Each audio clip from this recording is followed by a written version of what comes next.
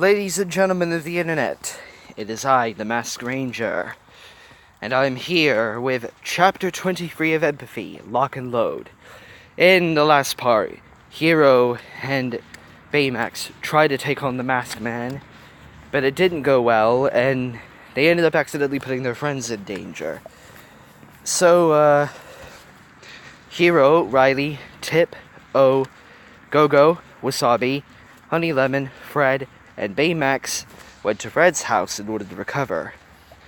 During that time, the group talked a bit about the Masked Man, and apparently they think that it could be Professor Cray. So, they've decided to team up together in order to bring him down, and they're going to become a superhero team. This is a part in the movie where they begin to form Big Hero 6 for the first time, although the name isn't really there at first. I think that with Riley, Tip, and O alongside for the ride, they're going to be the Big Hero 9 now, which is something I'm excited to see. 6 plus 3 equals 9 after all.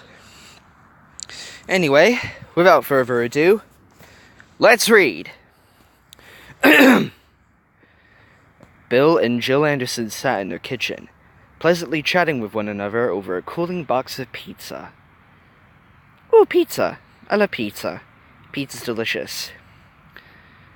Geez, it's getting kind of late, isn't it? Jill questioned as she glanced at her watch.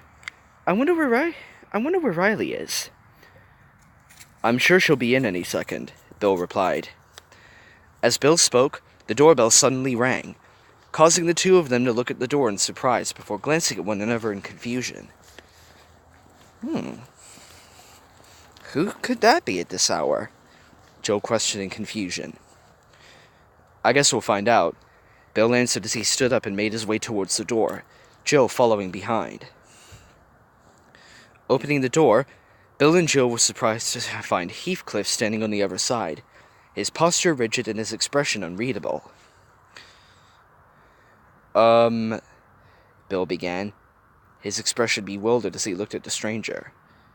Can we help you? Mr. and Mrs. Anderson? Heathcliff questioned in return. Yes, Jill answered, her voice uncertain as she shared a weary glance with her husband. Ah, good, Heathcliff replied before holding up his wrist so that he could check his watch. In that case, you should be receiving a phone call right about now.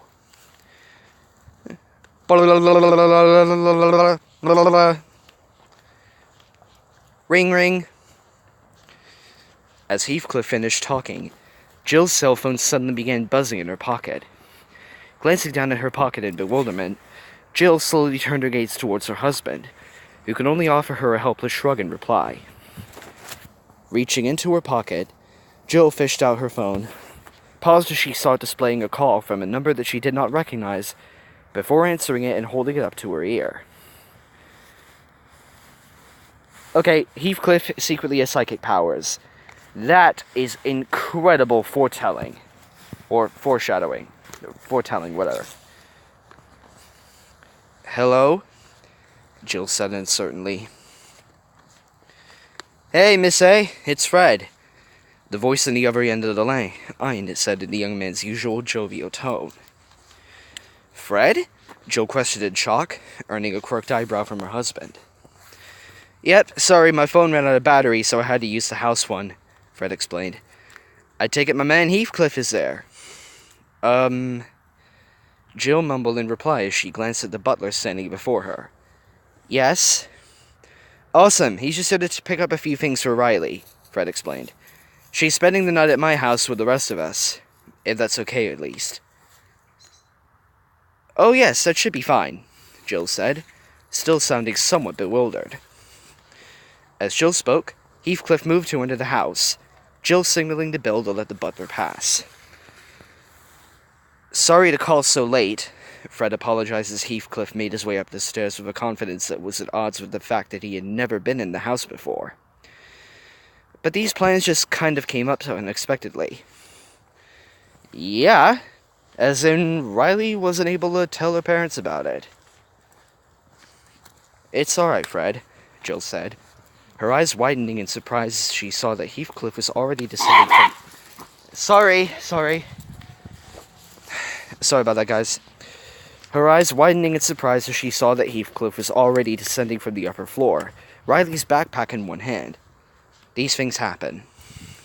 Thanks for understanding, Fred said with a chuckle. We'll make sure Riley gets home safe and sound. Gets back home safe and sound. Well, thank you, Fred, Jill replied with a smile. This is all very thoughtful of you. Don't mention it, Fred stated as Heathcliff stepped back out of the door and turned to face Bill and Jill. Anyway, I'm guessing Heathcliff is done by now, so you two have a good night. Yes, you too, Fred, Jill replied. Thank you for the call. With that, Jill hung up the phone before she and her husband turned their attentions fully towards Heathcliff. Sir? Madam? Heathcliff said as he gave them each a nod in turn. Good evening. With that, Heathcliff turned on his heel and began making his way down the front steps of the Anderson household. Well, that was... Bill started to say before pausing as he searched his brain for the right word to say. Different? What was that all about, anyway? Riley is spending the night at Fred's house with her friends, Jill explained as she watched Heathcliff reach the bottom of the stairs. Fred apparently sent him over to get a few of Riley's things. That guy works for Fred? Bill questioned in a shocked whisper. It seems so, Jill answered, before watching as Heathcliff made his way across the street. Oh, it looks like he's going over to Lucy's place now. Well, at least we know Tip is with them too, Bill said as he turned to re-enter the house. Come on, let's go finish our dinner before Fred sends over his personal dessert chef.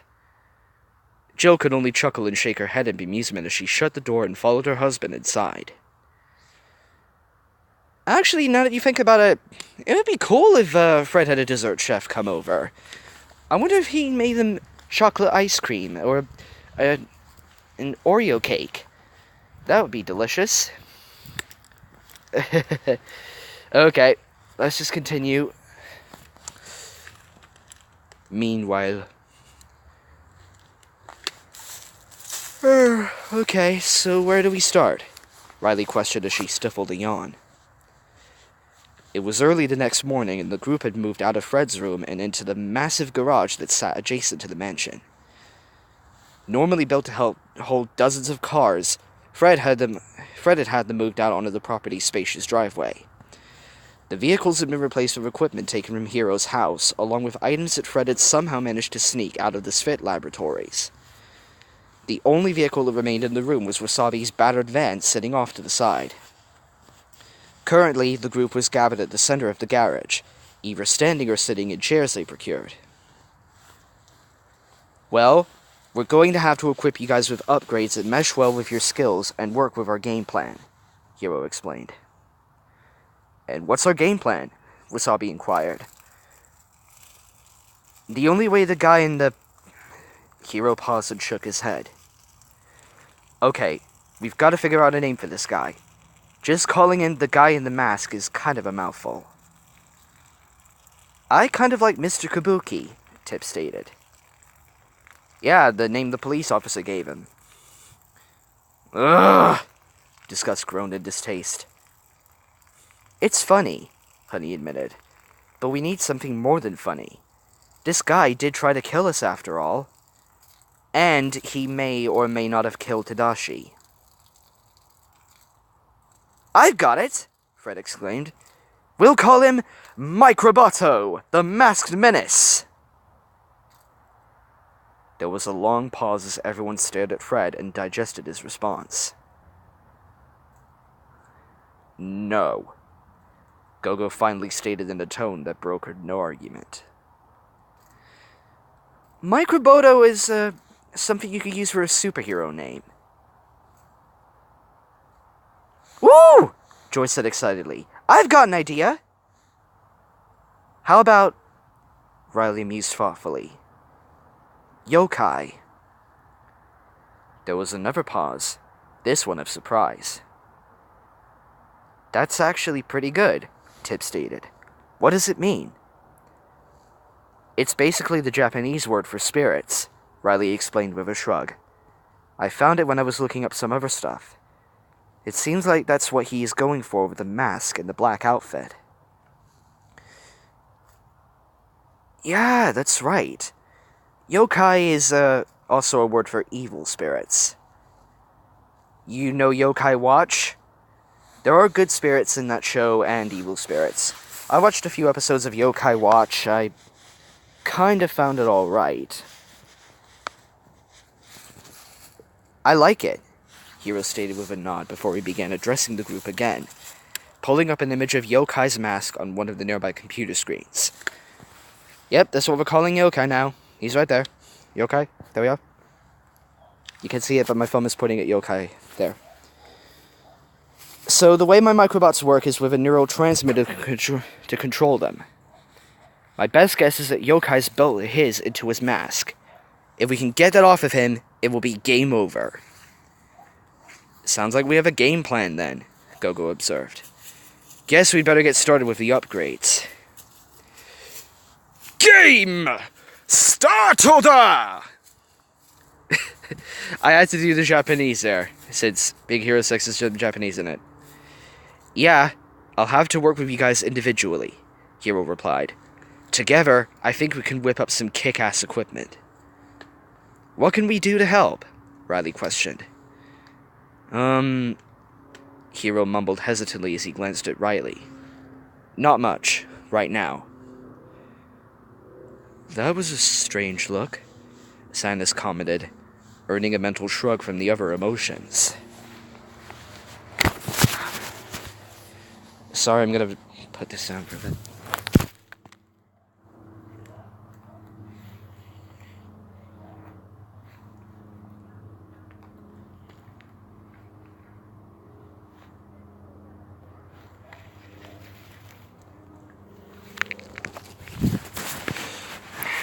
There we are. Sorry about that. Basically, I had a wee in the bush, and I was struggling to put my jeans back on.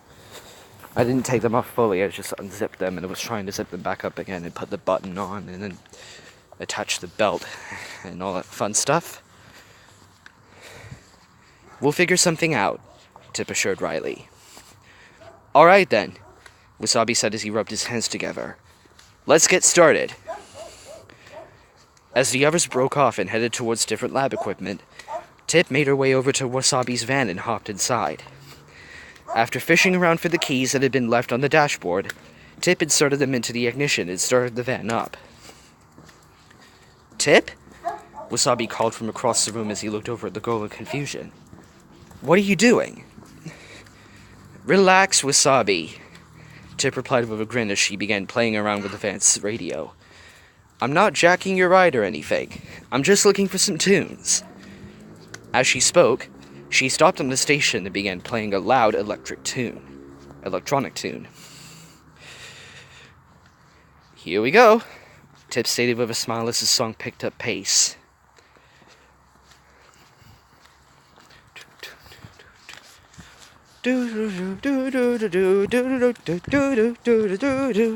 They say we are what we are, but we don't have to be. Hiro examined Gogo's experimental bike from where she had it hanging above the ground. As Hiro watched, Gogo walked up and pulled one of the wheels out of its magnetic alignment before she tossed it at him.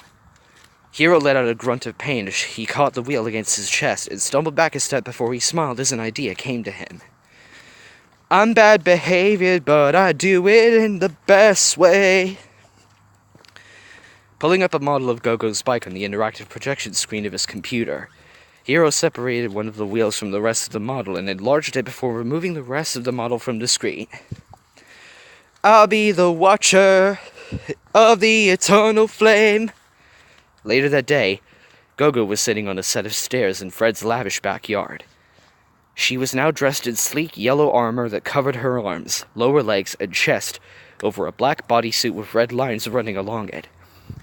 Her head was covered by a yellow helmet that resembled those worn by professional cyclists, though hers covered her entire head and had a semi-translucent visor in front of her face. The most notable pieces were the 4 yellow metal discs that were held in magnetic suspension by her wrists and ankles. Walking over to Gogo, Hiro offered her his hand to help her up. After removing the discs from her wrists and setting them aside, Gogo took Hiro's hand and allowed the boy to pull her up. Immediately, Gogo struggled to find her balance as the discs near her ankles held her up like a pair of roller skates. Gogo's arms floated about in a pinwheel motion as she tried to keep her balance, but ended up falling hard under her rear end. Hiro reached down to help Gogo to her feet again, but she held up a hand to stop him. Quickly stepping out of her way, Hiro watched as Gogo pushed herself back into a standing position and, after a moment's struggle, gained her balance. With a look of concentration on her face, Gogo turned her attention towards Heathcliff, who was standing a short distance away with a kabuki mask on his face. "I'll be the guard dog of all your fever dreams." Leaning forward, Gogo began skating towards Heathcliff, becoming more comfortable in the metal wheels as she went. Reaching Heathcliff, Gogo began to circle the butler, switching between skating forwards and backwards with fluid ease. As she circled him, Gogo noticed a coiled-up hose sitting on the ground nearby. Snagging the hose as she passed it, Gogo dragged the hose over to Heathcliff before she began winding it around his legs, taking care not to trip herself up. Soon enough, Heathcliff was completely entangled by the hose, allowing Gogo to skate up to him and remove the mask with a smirk.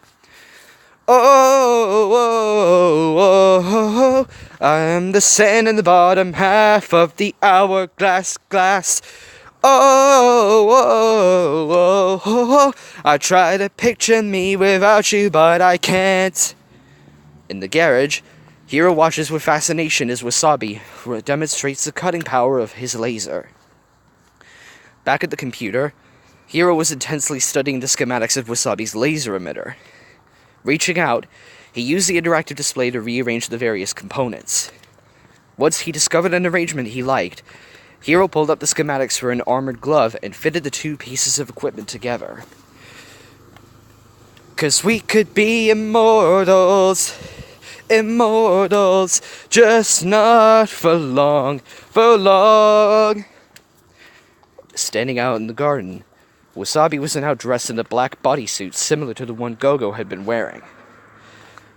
Over this, he wore a green breastplate with a matching pair of bracers. Along with this, he wore a pair of baggy blue pants held up by a red sash, black boots, and a green visor that covered his eyes with semi-opaque plastic. Looking at one of the braces on his wrists in confusion, Wasabi pushed a button that had been built into the gloves, causing the bracer connected to it to suddenly start emitting a bright blue form of energy that seemed to dance and flow like a burning flame, extending about a foot past Wasabi's hand. Wasabi looked at Hiro in shock, prompting the boy to smile and gesture at something. Looking in the direction Hiro had indicated, Wasabi saw Heathcliff, wearing the kabuki mask again, standing a short distance away behind a tennis ball launcher. As Wasabi watched, Heathcliff reached down and switched the machine on, causing it to hum as it warmed up. A low thump came from the machine as it launched a tennis ball straight at Wasabi. Letting out a panicked squeak, Wasabi quickly brought his hands up to protect his face. As he did, one of the energy fields passed through the tennis ball, neatly severing it in half with a burning hiss. "And if we meet forever now, pull the blackout curtains down, just not for long, for long." Blinking in surprise, Wasabi glanced down at the remains of the tennis ball before looking at the burning energy blade extending from his wrist. Another thump caught Wasabi's attention, and he quickly flicked the other blade into life before slicing the tennis ball out of the air. In response, Heathcliff upped the speed of the launcher, causing it to spray a steady stream of tennis balls at Wasabi's. Trusting his own instincts, Wasabi's hands became a blur of motion as he slashed at the incoming tennis balls, the energy blades humming and hissing as he sliced through the projectiles with ease. As he sliced at the balls, Wasabi began moving forward, slowly picking up momentum as he gained confidence. Running at a full sprint now, Wasabi quickly closed in on the tennis ball launcher, prompting Heathcliff to take a single step away from the machine. Once he was close enough, Wasabi leapt into the air before chopping down at the launcher, the energy blade slicing through the metal like a hot knife through butter. The launcher sparked and wheezed for a few moments before dying, its two halves falling over as smoke rose from the remains. We could be immortals.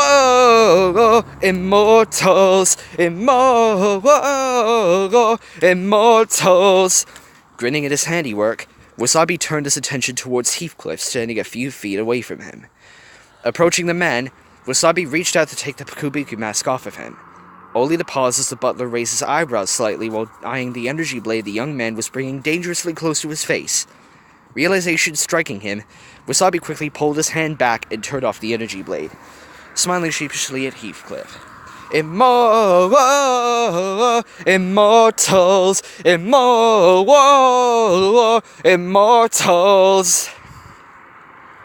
Hiro sat in a rolling chair in the garage, holding one of Fred's comic books in his hands.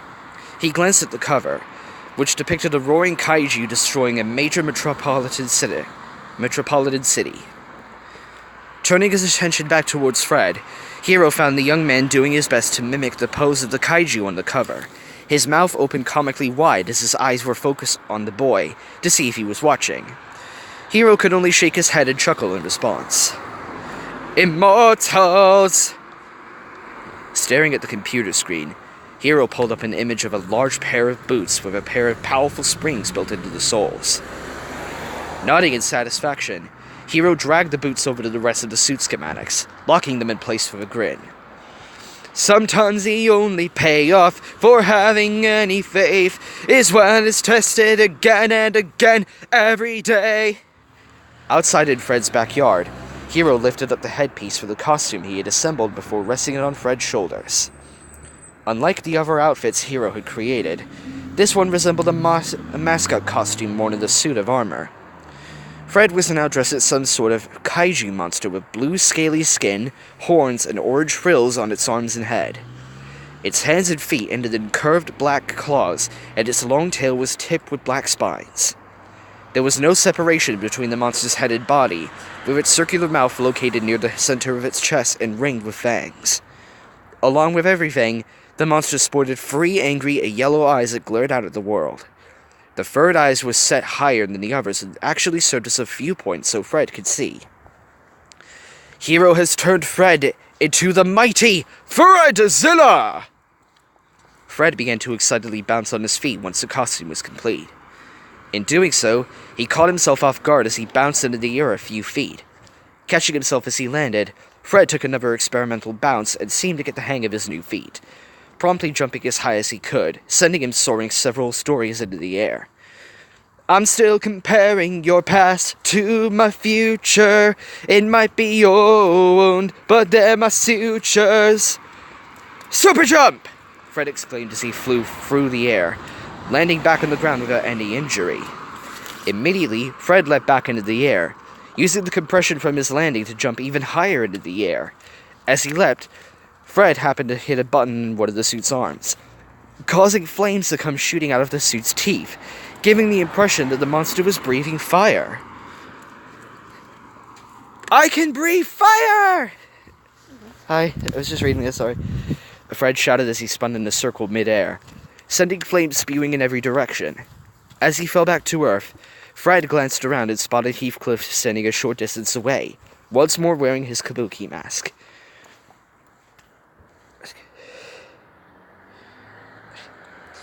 I'm just going to call Fred Fredzilla from now on. Oh, I am the sand in the bottom half of the hourglass. Hi, sorry. I'll try to picture me without you, but I can't. Taking a short hop over to where Heathcliff was standing, Fred began to circle the man like a predator, hopping from one side to the other. After a moment, Fredzilla got an idea. Leaping higher into the air, Fredzilla began breathing fire onto the ground, creating a wide circle of low-burning fire around Heathcliff, effectively trapping him.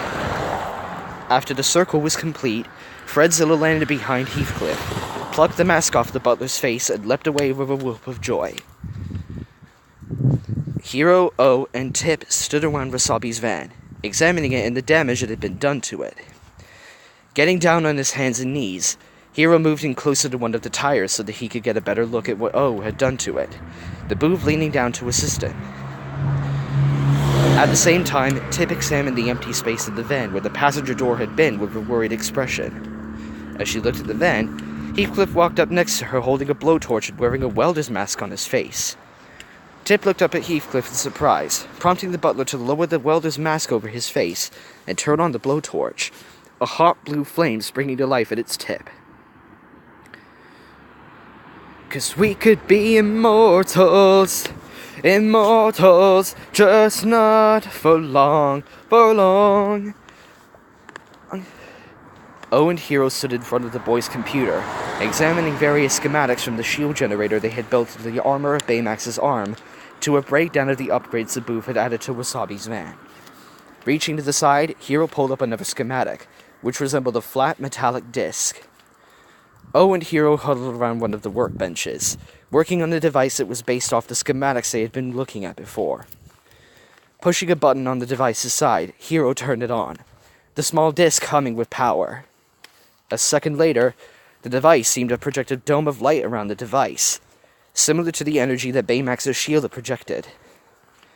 Hiro and O smiled excitedly as they looked at the device before it suddenly began to spark and the glowing dome flickered for a moment. Hiro and O had time to shoot uneasy glances at one another before the device exploded, sending out a wave of energy that knocked them both onto their backs. "Sorry." As O groaned in pain, Hiro pushed himself back up into a seated position, a pensive expression on his face. "And if we meet forever now, pull the blackout curtains down." Later on, Hiro, Tip, and O stood in Fred's driveway, looking at Wasabi's van. The vehicle had been completely repaired, with its passenger door and windows replaced to such a degree that it was impossible to tell they had even been damaged. The van currently sat in its flight mode, hovering a few inches off the ground.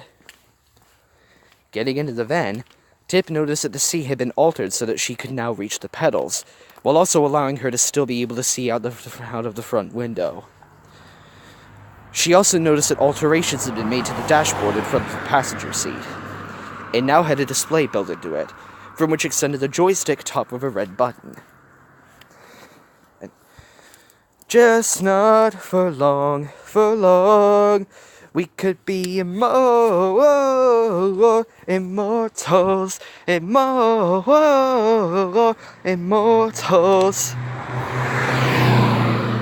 As Tip looked at the new additions in confusion, O hopped into the passenger seat, grinning broadly at the girl as he did.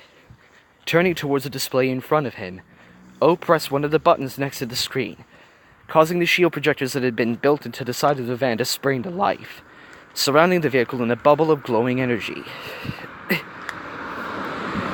Tip looked out of the window, her eyes wide as she took in the sight of the energy bubble surrounding the van. As she was looking, O pushed a different button on the display, which caused the vehicle to let out a few mechanical grinding noises as it rose a few feet into the air. A second later, a panel in the bottom of the van opened and what looked like a folded-up tripod attached to a swivel mount descended into view. Once the tripod had fully descended, the pylons opened up like a blooming flower. The space between the now extended pylons began to glow with the same energy as the shields, while a fourth, shorter pylon extended from the point where the other three met. At the same time, the display screen in front of O sprung to life, showing a feed from a camera that was clearly attached to the top of the fourth, a targeting reticle superimposed over the image. Immortals, immortals. As Tip turned her attention towards the screen, O began moving the joystick around, causing the tripod to rotate on its mount. As O played around with the joystick, he ended up accidentally pushing the button on top of it. Instantly, a wave of pure force shot out from the tripod with a roar and went flying across the driveway in the direction the fourth pylon had been pointing. The wave was powerful enough that it dug up chunks of asphalt as it went, before slamming into a small tree planted at the driveway's edge, with enough force to uproot it before finally dissipating. A shocked silence fell over the group for a long moment before Hiro and Tip turned their attention towards O, who had the decency to smile back at them in embarrassment. Immortals! Immortals! Da, da, da, da, da, da, da. Immortals!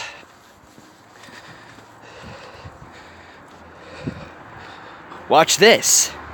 Honey whispered excitedly as she and Hiro gathered around one of the tables that was stacked with chemicals from her lap. Holding a dropper over a liquid in a petri dish, Honey carefully squeezed a drop of the liquid out of the dropper, causing it to splash down on the chemical below.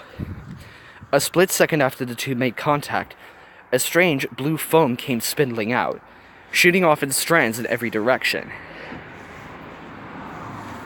Whoa! Hiro said with a surprised laugh. That was incredible! I'm not sure how we're going to get it so that we can stick Yokai with the stuff, though. You're right, Honey agreed, deflating slightly. It's really impressive, though, Hiro reassured her. The stuff I've seen you able to do, it's pretty incredible. Thanks, Hiro replied. Honey replied, her voice cracking slightly as she turned away from Hiro while blinking her eyes rapidly. Is everything okay? Hiro questioned in confusion. I'm fine. It's just... Honey paused as she took a deep breath before she smiled down at Hiro. You remind me a lot of him. Oh, Hiro replied as his shoulders slumped slightly. I guess that makes sense. Like brother, like brother. Like Tadashi, like Hiro. I'm sorry. Honey apologized as she shook her head, a few strands of her hair falling out of the messy bun she had it in. I shouldn't have... You made him happy, you know? Hiro spoke up, cutting off Honey's apology. What? Honey questioned in surprised confusion. I mean, I had no idea you guys were dating at the time, Hiro explained, looking down at his feet as he ran a hand through his hair. But I just remember he was just... happier one day. Not that he was ever depressed or anything like that, but... Hiro paused and sighed as he turned his attention back towards Honey. I just wanted you to know that you made my brother happy, he said with a small smile. Aw, so adorable. Honey bit her lip as tears welled up in her eyes. Pulling off her glasses, she quickly wiped her eyes before she kneeled down and pulled Hiro into a hug, which the boy gladly returned. He made me happy too, Honey said as she pulled away from Hiro and fished her phone out of her pocket, before opening up a picture of the two of them together. Sometimes I just stare at the old photos of us, remembering those times. Hiro smiled sadly as he looked at the pictures on her phone before his brow furrowed as she flipped through the photos. Wait, go back, Hiro said, prompting Honey to flip back to a picture she had skipped over. What's that? Her brow knitting together in puzzlement, Honey studied the picture closer. It was a picture of Honey standing by a baseball field posing for a camera. Her glasses were removed and her hair was pulled back in a ponytail that she had threaded through a baseball cap. Additionally, she wore a pair of long, white cotton pants and a black and white baseball shirt with the words SFIT Intramural Softball League emblazoned across the chest. Oh, Tadashi took this photo of me when he came to watch one of my softball games, Honey explained. You play softball? Hiro questioned. In an intramural league, Honey explained with a shrug. And back in high school, I was a pretty good pitcher, actually. Softball. Hiro mused as he ran a hand through his hair before smiling excitedly. Alright, I think I got an idea. An hour or so later, Honey stood in Fred's backyard, equipped with her new gear. She wore a bodysuit similar to the ones Gogo and Wasabi were given, though hers was magenta in color, and had fingerless sleeves attached to the sleeve, and had fingerless gloves attached to the sleeves. Over this, she wore a sleeveless mini dress that was equal parts orange and dark pink. A matching helmet sat on her head with a built-in visor, requiring her to remove her glasses, and a pair of wedged boots covered her feet. Along with the outfit, Honey wore what looked like a large purse over her shoulder, though it was made out of an orange-colored metal. On the side of the purse was a digital screen shaped like a heart, on which was displayed the periodic table of elements in bright colors. Along the strap of the bag were dozens of colored plastic balls, each roughly the size of a tennis ball.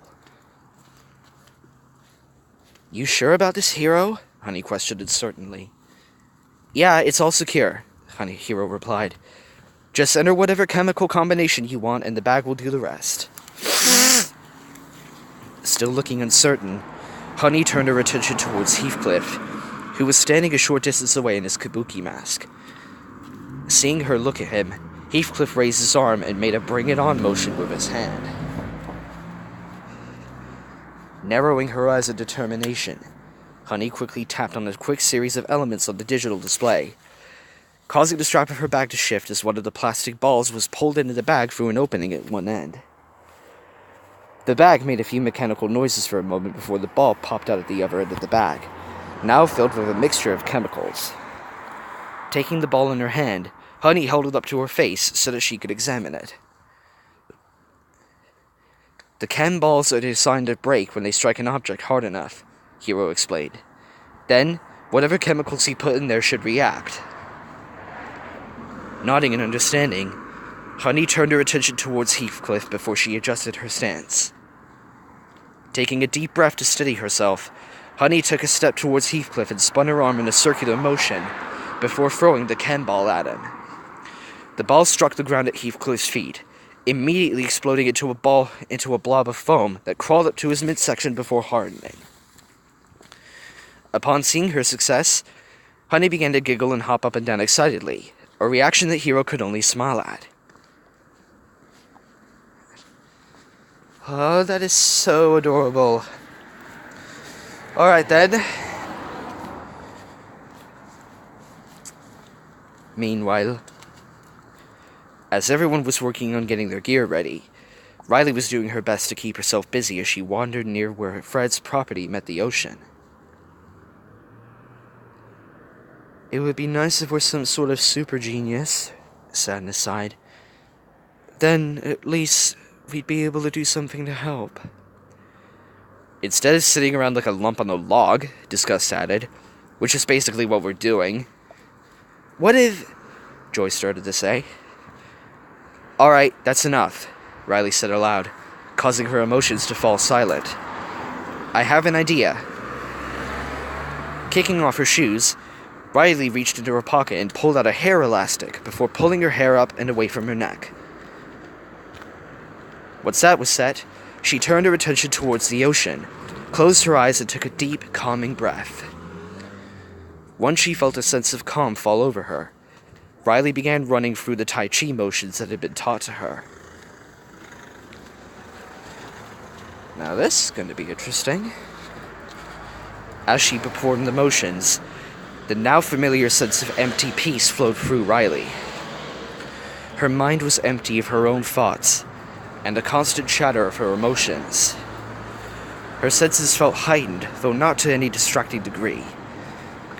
She felt each blade of neatly trimmed grass that grazed the soles of her feet, and heard every wave crashing against the shore. Her nose was filled with the scent of the salt air, and her skin was warmed by the light of the sun. Riley could almost feel the tension leaving her body as she began to "Hello, Riley." Baymax's voice suddenly said from behind her, causing the girl to jump in surprise. Opening her eyes, Riley turned around to find Baymax standing a short distance away. "Your heart rate just spiked abnormally, Baymax commented. "Geez, I wonder why," Anger groused. "You just startled me, Baymax," Riley replied with a chuckle. "I apologize," Baymax stated before he tilted his head to one side. What are you doing?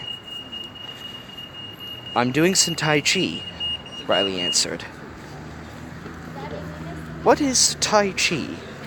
Baymax inquired curiously.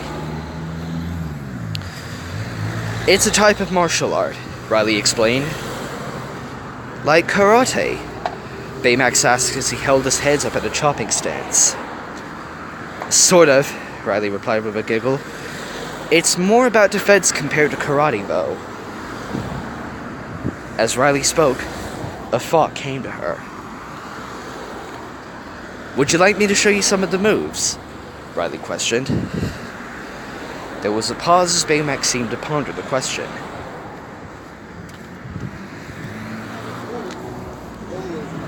I bet that with all the cars driving around while I'm walking on the pavement, this isn't going to sound too well. Yes, Baymax answered. It could prove to be a valuable addition to my combat skills. Nodding and flashing Baymax's smile, Riley turned back towards the ocean, prompting the robot to walk up next to her. Alright, the first thing you need to do is take a deep, calming breath, Riley explained before doing so.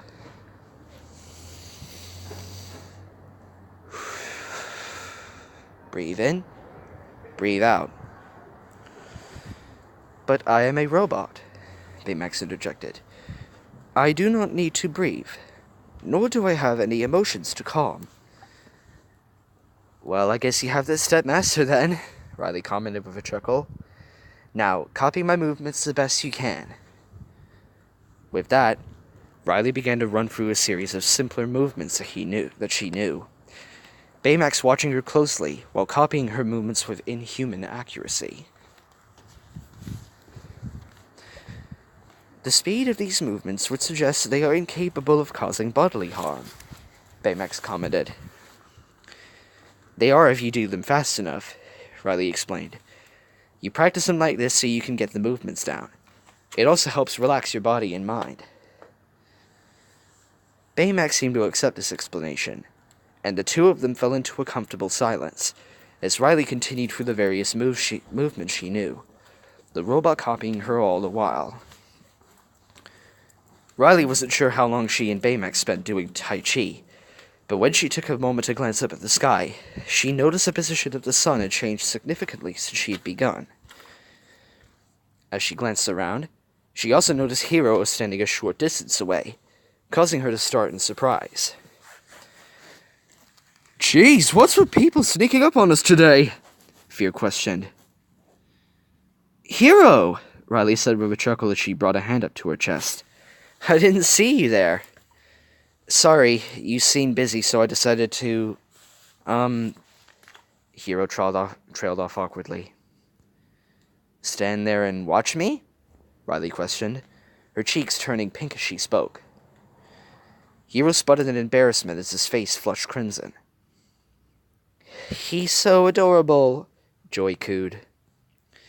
What do you need? Riley questioned with a giggle. I needed to, borrow Baymax, Hiro said as he pointed at the robot. Upgrade time? Riley questioned. Yep, Hiro replied as he glanced over at Baymax and beckoned the robot over to him. Come on, big guy.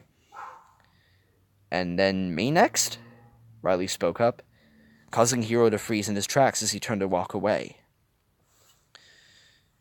Riley, about that, I'm not too sure. Maybe? Huh? Hiro asked dumbly. After you're done with Baymax's upgrades, you'll do mine, right? Riley elaborated. You've done everyone else so far, so I'm guessing it's my turn next. Right, Hiro agreed nervously. Of course, right after I'm done with Baymax. With that, Hiro turned away from Riley and began walking away, hiding his nervous expression from view and prompting Baymax to follow him. Riley, for her part, crossed her arms and narrowed her eyes at Hiro's retreating form. Yeah, Disgust commented with a snort. That was believable. Well, think about it. You were in danger. You were almost... Hiro said it himself. If that masked man had gotten you, he wouldn't have known what he would do. Anyway, office note. Well, this chapter ended up being much longer than I was expecting it to be. Still, it ended up being a lot of fun to write. I hope you guys enjoy the changes I made. Of course we do. And I hope you guys enjoy my awesome singing during that part. The song is Immortals by Fall Out Boy. It was the theme song used for Big Hero 6, which I finished watching during my birthday, and I also watched the entirety of Home from start to finish. I really liked that movie. It was actually a lot of fun. I don't know why I put myself off from watching it for such a long time. Anyway, now that I watched the whole film, I've gotten an idea of the actual voice for Captain Smack.